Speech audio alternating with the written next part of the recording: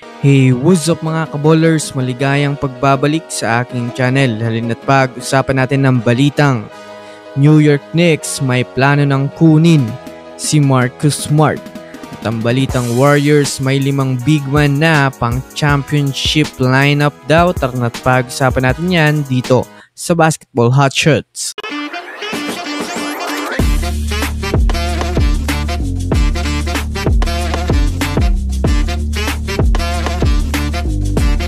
Una nga muna tayong dumako mga kaballers sa balita patungkol sa planong pagkuha ng New York Knicks kay Marcus Smart. Alam naman nga po natin mga kaballers na nakatuon nga po ang front office ng New York Knicks sa pagpapalakas at pag-a-upgrade ng kanilang team. Sa kabila nga po mga kaballers ng pagkuha nila kay Michael Bridges ng nakaraan at kay Karl Anthony Towns ay hindi pa rin naman nga po mga kaballers kontento ang Knicks dahil na rin naman sa may lumabas pa rin nga pong usap-usapan na balak nga po ng Knicks kunin pa si Marcus Smart dahil na rin naman sa plano nilang gawin itong backup point guard kay Jalen Brunson.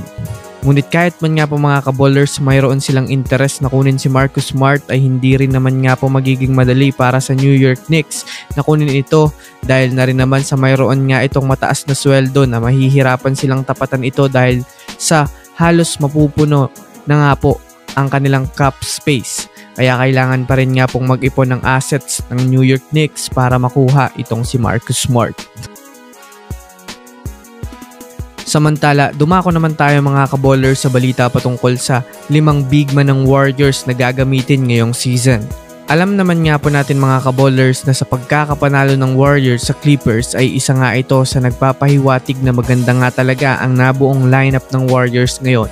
Bukod pa dyan sa naging laro nga nila sa Clippers ay nagpapakita nga ito mga kaballers na 5 sa kanilang mga bagong player ay pwedeng gamitin bilang big man sa laro. Para nga sa kaalaman ng lahat, mayroon na nga pong 3 legit na big man ang Warriors na sina Tracy Jackson Davis, Kevon Looney at Quinton Post. Habang mayroon na rin naman nga silang mga kaballers power forward na po pwedeng gamitin bilang sentro sa laro. Ito naman nga po mga kaballers ay sina Draymond Green at ang bago nilang player na si Kyle Anderson. Bukod pa dyan mga kaballers, base sa mga eksperto, ang lineup nga daw ngayon ng Warriors ay isa na naman ganap na pang championship lineup dahil magmula nga po mga kaballers sa Warriors starting lineup, sa second unit at sa bench unit ay talaga namang lahat ng mga player dito o ay maaasahan talaga at kayang magtala ng mga puntos. Kaya masasabi nga natin mga kaballers na mukhang babalik nga ngayon ang Warriors sa pagiging championship team sa liga.